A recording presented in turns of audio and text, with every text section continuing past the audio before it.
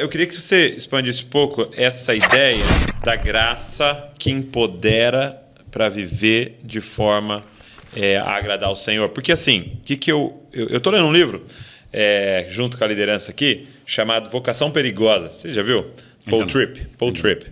É um livro maravilhoso, assim. E um dos pontos que ele trabalha, né, o Paul Tripp, ele é um pastor de pastores lá nos Estados Unidos, né? Ele cuida de muitos pastores, e muitos pastores com grandes problemas, né? Pastores estão passando por grandes problemas, é um ministério dele, assim, né? E ele aponta algo assim: a raiz da maioria dos problemas que ele trata é quando o líder começa a achar que, para a condição que ele está, já não precisa mais da graça. Ele usa muito o evangelho, né? Trata o evangelho e a graça como essa grande porta de entrada e não um caminho a ser percorrido até o fim, né? Então, é como se eu pregasse o domingo. Isso aqui é aplicação para vocês, hein? Então, começando. Para eu que estou aqui em cima desse púlpito. Já entrei. Mas eu queria que você falasse um pouco dessa graça que empodera a viver tudo que Deus tem para nós. Bom, então vamos lá. A gente viu que Romanos 6,14 diz: o pecado não mais terá domínio sobre vocês, porque não estão debaixo da lei, sim da graça. Então, a mudança de lei e graça, ela mexe num cerne que é o domínio do pecado. Tá. Esse é o ponto. Como? Por meio do novo nascimento. Então, Romanos 8,1 diz: agora já não existe nenhuma condenação para os que estão em Cristo Jesus. É igual a primeira frase de Jesus para a mulher: eu não te condeno. Tá. Se parar aí... Mas o verso 2 diz: por quê? E o porquê é uma palavra Conector. de ligação entre o que foi dito antes e o que vem depois. Porque a lei do Espírito da vida em Cristo Jesus livrou você da lei do pecado e da morte. Então, não é livrou da condenação apenas. É de uma lei que te escravizava, que te dominava. Esse é o ponto. Aí o verso 3 e o 4, na sequência, assim: porque aquilo que a lei não podia fazer, outras versões dizem o que era impossível a lei, não podia fazer por causa da fraqueza da carne. Outras traduções dizem porque ela estava enferma pela carne. Isso Deus fez, enviando seu próprio Filho em semelhança de carne pecaminosa e no que diz respeito ao pecado. Então, o que é que a lei não podia fazer? Nós falamos antes, citando Hebreus 9,9. Não podia aperfeiçoar. Por que ela não podia aperfeiçoar? Porque ela estava enferma pela carne. A natureza pecaminosa não era alterada na lei. Agora, Deus veio fazer o que a lei não fazia, enviando Cristo. Então, aqui nós precisamos entender que é o aperfeiçoamento. Não é apenas uma melhora na conversão, mas é um processo contínuo de aperfeiçoamento. E aí ele diz no 4, a fim de que a exigência da lei se cumprisse em nós, que não vivemos segundo a carne, mas segundo o Espírito. Qual é a exigência da lei? Obediência. Mas ela não era possível na velha aliança. Mas a Bíblia diz, com Cristo, ela poderia se cumprir em nós. Então, para mim, qual é a maior definição da graça? É o empoderamento, pela primeira vez na história, para que o homem viva a obediência, que antes, por causa do domínio da natureza pecaminosa, ele não podia. Agora, se a definição de graça é empoderar o homem para a obediência, como os pregadores conseguem usar a graça como uma desculpa a pecar? Se ela empodera para parar de pecar. É um contrassenso, é você implodir a doutrina bíblica, é você virar lá o avesso, é você fazer dela o que ela não é. Então, a graça ensina a renegar as paixões, a impiedade mundana, ela dá o poder, não tem nada a ver com mérito, aquilo que a gente faria de novo. Graça é vista na Bíblia como capacitação. Não importa se a gente fala de ministério, dons da graça, né? É verdade que graça é caris e dons é carisma, né? Então é quase que a mesma palavra. Tanto que a gente usa isso, né? Fala assim, pô, fulano tem uma graça para tal coisa, né? Então a gente usa isso como o fulano tem um potencial, um empoderamento natural para, né? Exatamente, porque o Novo Testamento vai falar várias vezes de graça em relação ao ministério ou a dons. Mas a capacitação não é só vista em relação ao ministério e dons. Quando o Senhor fala para Paulo, minha graça te basta, porque o meu poder se aperfeiçoa na fraqueza, ele está falando de uma capacitação para lidar com algo, com dificuldades que surgem na caminhada cristã. Então, graça é força capacitadora em relação a várias perspectivas, e ela não deixa de ser em relação à obediência. Ela é uma força capacitadora. Então, por exemplo, vamos pensar nisso com outra perspectiva. Hebreus capítulo 4, no verso 16, fala da gente se aproximar, se achegar com confiança ao trono da graça, para que a gente encontre socorro, misericórdia, ajuda, dependendo da versão, em ocasião oportuna. A maioria de nós pensa que graça é só para um pecado já cometido. Então, pequei, vou no trono da graça, porque tem graça, vou ser perdoado. Isso não está errado, mas está incompleto. Porque a Bíblia diz, se confessarmos nossos pecados, ele é fiel e justo para nos perdoar, nos purificar de toda injustiça. Mas limitar a graça a apenas levantar o homem que caiu não é conseguir enxergar o que a Bíblia apresentou como um todo. Por quê? Por trás desse verso 16 tem um contexto. No verso 14 de Hebreus 4, a Bíblia apresenta Jesus como nosso sumo sacerdote. No 15, define, dá características do sumo sacerdote. Quais? Não temos um sumo sacerdote que não possa se compadecer de nós. Pelo contrário, alguém que a nossa semelhança foi tentado em todas as coisas. Então, ele tem não é só empatia, é compaixão, porque ele sentiu na pele, literalmente, o que nós sentimos. Só que o texto não está falando só de alguém que tem dó da gente, mas não sabe lidar com o problema. O texto diz que ele foi tentado em tudo, mas sem pecado. Então, na hora de defini-lo, diz que ele tem compaixão, ele entende da briga, mas ele entende de vitória. Entendi. É depois de apresentar esse quadro que a Bíblia diz, acheguemo-nos ao sacerdote que está no trono para encontrar graça em tempo oportuno. O que é tempo oportuno? É antipecar, porque o contexto é tentação. Entendi. Né? Então, vamos lá para 1 Coríntios 10, 12. Paulo diz, aquele que está em pé, cuide para que não caia. A Bíblia não está só dizendo que depois de cair, peço para levantar. Isso é verdade, só não é toda a verdade. Mais do que levantar depois da queda, é possível evitar a queda.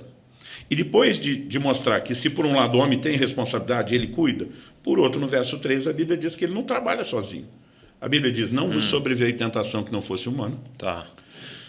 Mas Deus é fiel, não permitirá que vocês sejam tentados acima das vossas forças. Pelo contrário, a Bíblia diz, junto com a tentação vos dará livramento. Então, quando vem a tentação antes da queda, tem uma provisão de livramento antes da queda acontecer. Isso é graça. Isso é graça. O problema é que a maioria de nós tem um entendimento errado que leva a gente a uma fé errada, que leva a gente para o lugar errado. Qual? A maioria dos crentes, Douglas, acha que a tentação ela é sobrenatural, é maligna, infernal, diabólica, logo é imparável, é mais forte do que eu. Só que o texto diz que não é maior do que minhas forças. Que ele Agora, não permite nada maior que suas Deus forças. não permite. É uma lei estabelecida no mundo espiritual que não pode ser violada. Agora, ele não me deixou lutando com as minhas forças, embora a tentação esteja no limite da força. A Bíblia diz, o que é sobrenatural na história? É o livramento, não é a tentação.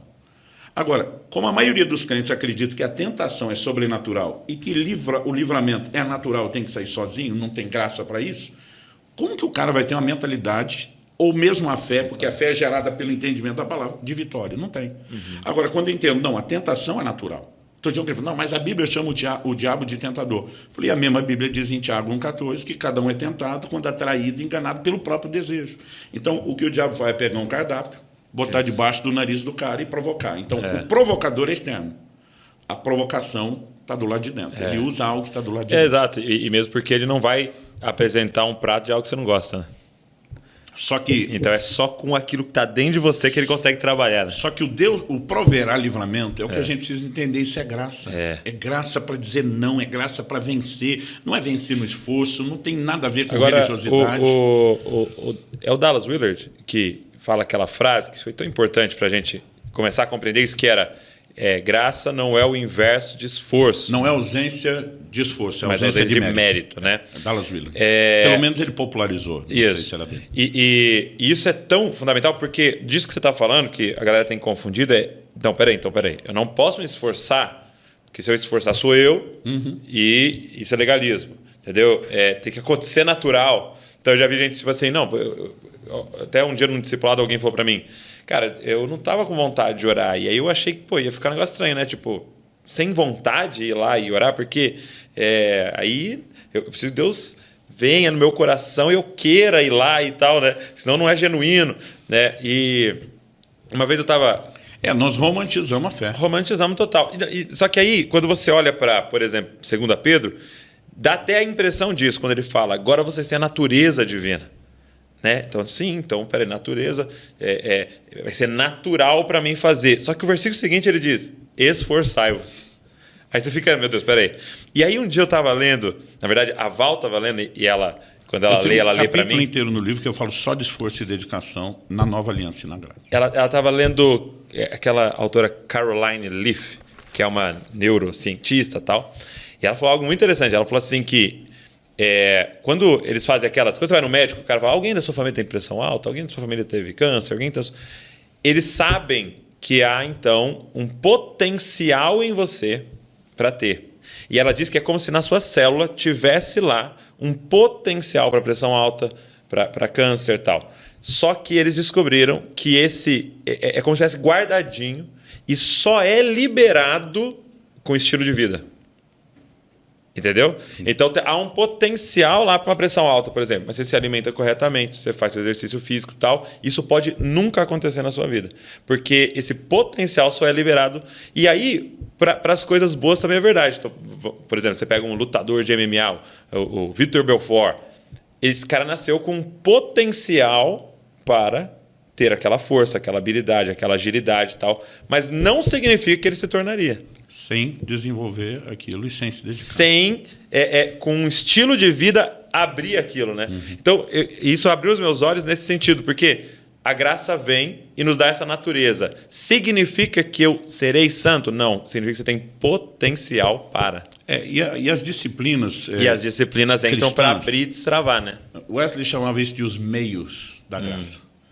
Não é você chegando, é você se abrindo. Porque, assim, um ponto que eu trabalho no livro, que para mim, se você não mexer nisso, aí bagunça a compreensão, é a interação com a graça. Tá. Eu gosto de dizer que a graça não age, ela reage. É importante a gente entender isso. É? Então, por exemplo, a Bíblia diz, pela graça sois salvos, mediante a fé. Como é que a graça salvadora se manifesta? Quando eu creio. Romanos 5,2 fala de um acesso à graça. Como? Por meio da fé. Pela fé temos acesso à graça. Então, seja na hora que eu me converto, né? É lógico que esse é outro assunto que eu não vou abrir agora. Quando o homem se chega, Wesley defendia muito uma graça preveniente, chamando, convidando o homem. Nunca estamos falando nem de Deus sozinho, nem do homem sozinho. Nunca vou falar nem de uma coisa nem de outra, mas é uma interação. Então, por exemplo, mas falando na vida do convertido, Paulo escreve a Timóteo e diz, fortifica-te na graça. Ele não fala da graça fortalecendo ele sozinho, mas ele fala do Timóteo se fortalecer usando a graça. Pedro escreve e diz, crescei na graça e no conhecimento. A gente não cresce no conhecimento sozinho. Não vem tipo o download gratuito, não vem por osmose. Você se posiciona e cresce. E na graça não é diferente. Então, há um recurso. Então, a Bíblia diz que nós temos que nos achegar com confiança ao trono da graça. Não é o trono que é móvel volante, que sai batendo de porta em porta todo dia. Está precisando de graça para não pecar hoje não, volta amanhã.